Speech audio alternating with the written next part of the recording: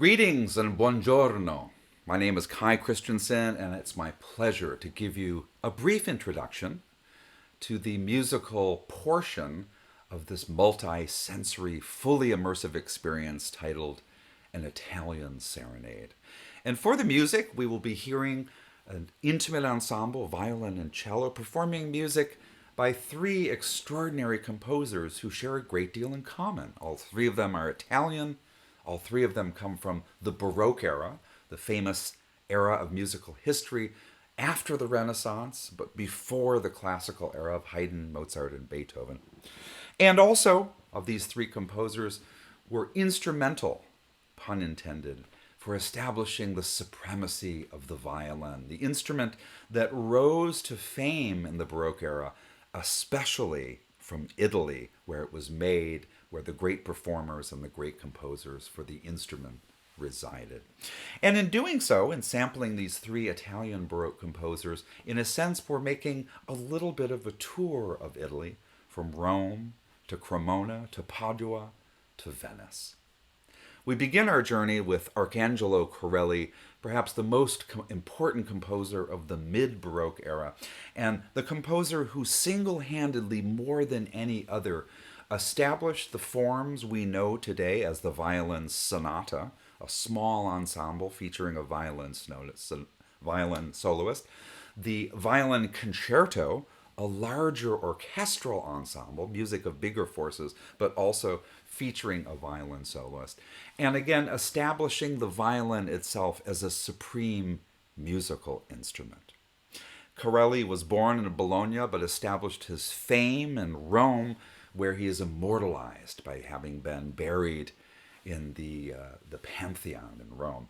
And it was around 1700 that he published one of his most important and influential works, a set of 12 violin sonatas that established his fame throughout Europe and the world, and really for the first time established an international style of music that was not just Italian, but truly cosmopolitan. And in this important set of violin sonatas, it's the last, the 12th sonata that we're going to hear today, a very special vehicle in this music, a set of variations on a theme entitled La Folia. This is one of the oldest remembered themes in Western European music, particularly Italian, a theme that may date centuries before Corelli, but became prominent in Portugal, then Italy, then Spain, and then eventually as far-flung as France and England, of small, compact melody and set of chords, with the title Folia, that served as a vehicle for dancing, for singing, for costumed spectacle, but in our case, as a design vehicle for music, for variations, improvisations, and embellishments to create an extraordinarily inventive span of music. Let's hear this most important kernel of an idea at the heart of La Folia variations. Here it is, 16 bars of music, a well-measured set of chords, and a simple melody to establish a framework for improvisation.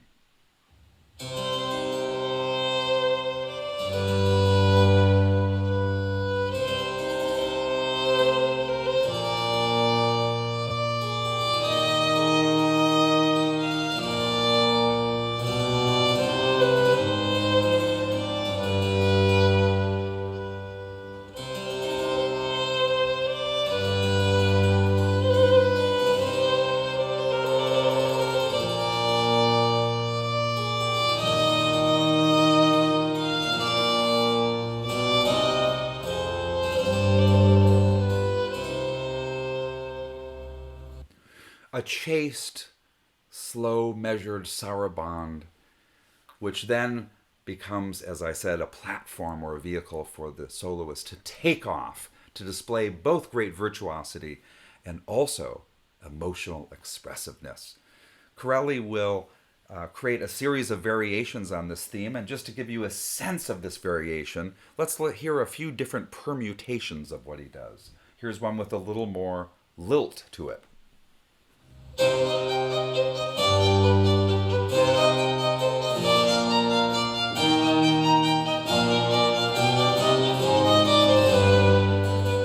Something even more virtuosic.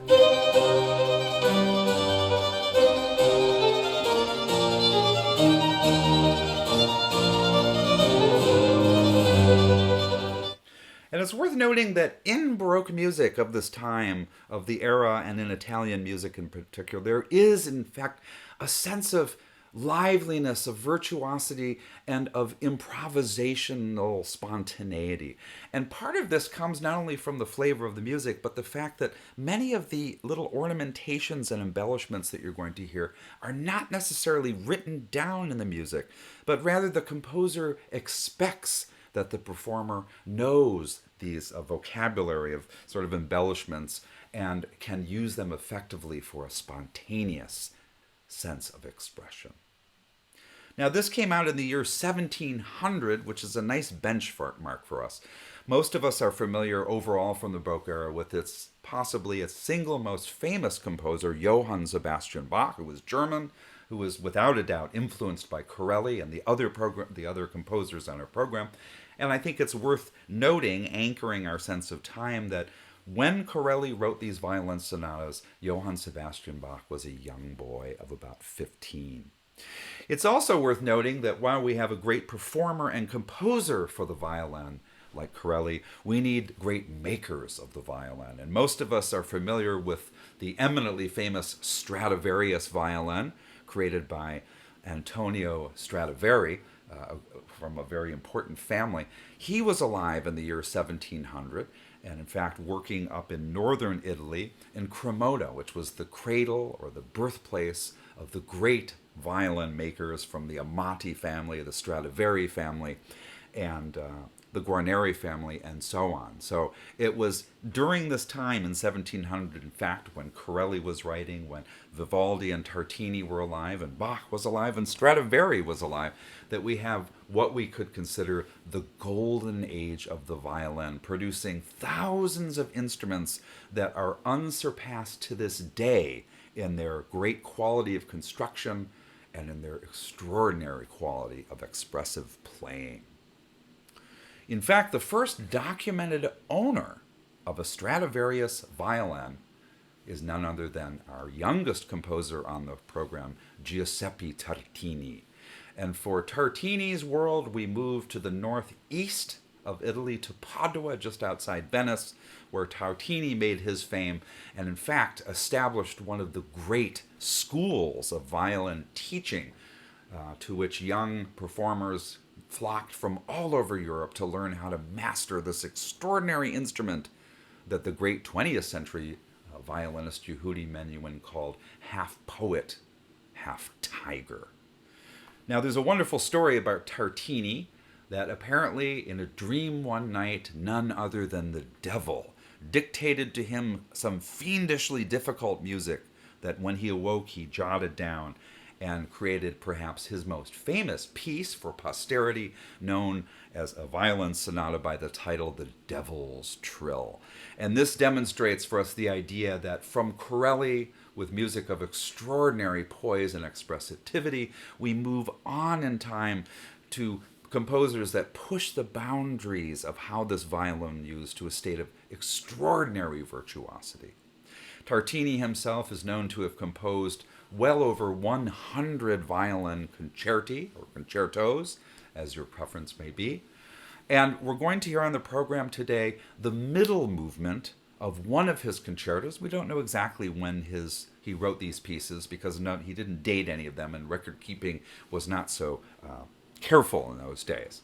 Nonetheless, the Italian violin concerto generally established a three-movement form with two outer lively movements and a central movement of great emotional expressivity, slow, lyrical, demonstrating not so much virtuosity from the devil, but in fact a expressive lyrical quality that made Italian Baroque music famous throughout the world in its haunting evocation of the human voice.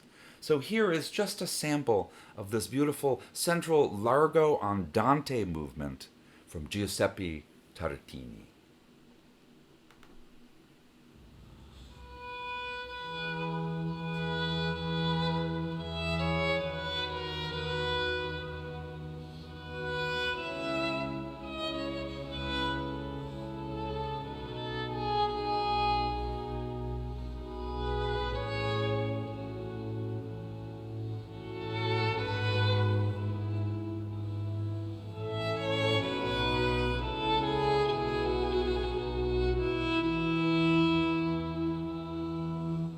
As I mentioned, Tartini is the youngest of the three composers on our program, although they were all alive at one point together.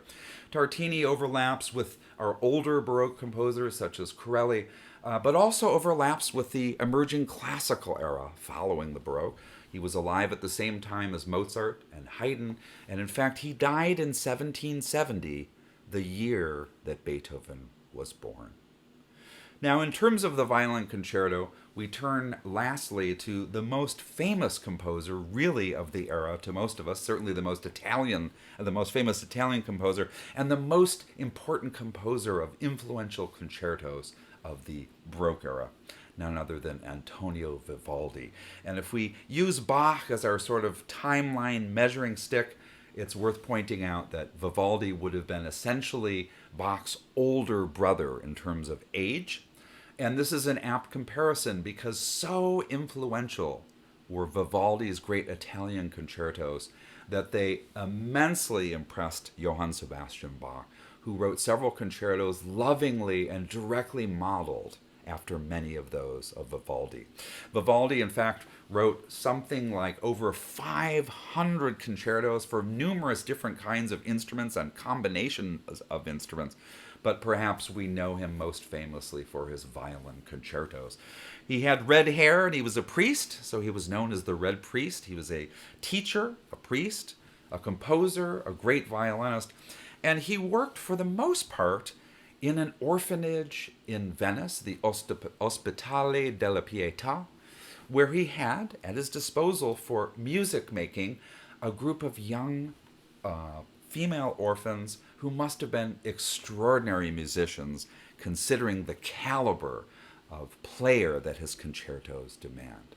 And if Vivaldi is certainly the most famous Italian Baroque composer, of his music the most famous piece is none other than The Four Seasons, a collection of four three-movement violin concertos, one for each of the seasons, written around 1717, again for reference when Johann Sebastian Bach was about 35 years old.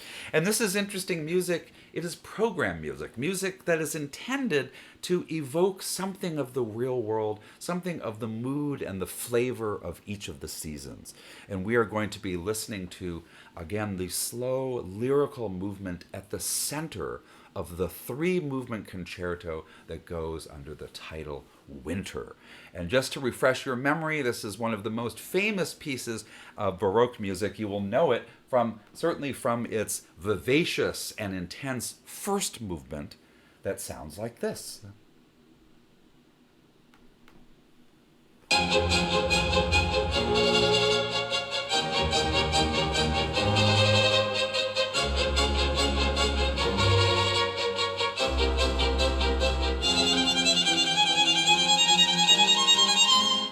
Here, as contrasted to the more intimate violin sonata of Corelli, here we have truly a violin concerto with an orchestral setting, out of which, after it begins, the solo violinist rises like a virtuosic bird.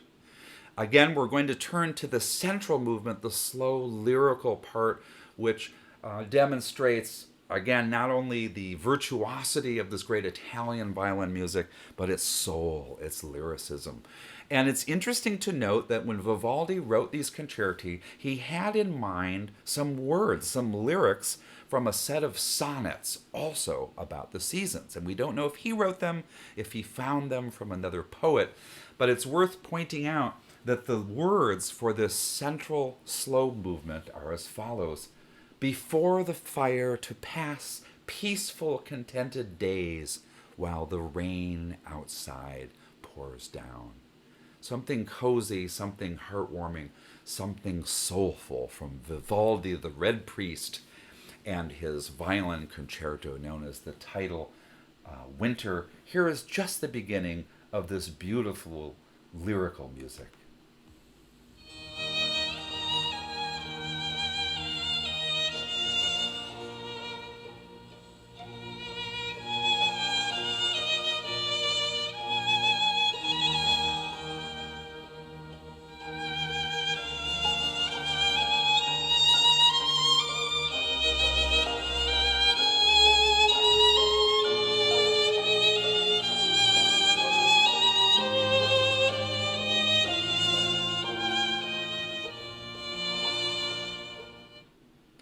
Thank you so much for listening, and I'm sure that you're going to enjoy every aspect of your wonderful Italian serenade.